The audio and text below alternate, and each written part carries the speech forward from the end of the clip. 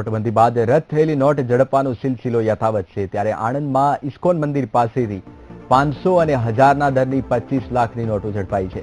1000ના દરની 1716 અને 500ના દરની 1627 નોટ સાથે પોલીસે 3 શખ્સોની ધરપકડ કરી છે।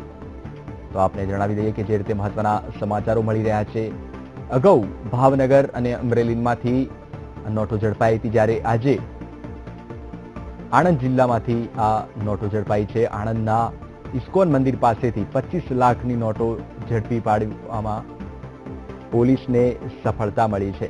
આ અંગે વધુ માહિતી આપશે અમારા સંવાદદાતા વિમલ પટેલ। વિમલ, ફરી એકવાર પોલીસને સફળતા મળી છે નોટો ઝડપી પાડવામાં, શું કહેશો? જી ચોક્કસ જણાવ્યા આણંદ જિલ્લા પોલીસ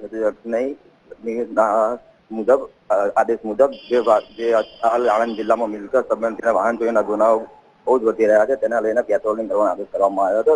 તે દરમિયાન ગત રાત્રે વિદ્યાનગર પોલીસને બાતમી મળી હતી કે 3 ઇસમો બાઇક ઉપર આ રીતની ચલણી જૂની નોટો લઈને ફરી રહ્યા છે। પોલીસે વોચ ગોઠવીને તેમને કાલે રાત્રે ઇસ્કોન મંદિર પાસે ઝડપી પાડ્યા હતા। હાલ પોલીસે તેઓને ઇન્કમ ટેક્સના હવાલે કરી દીધા છે।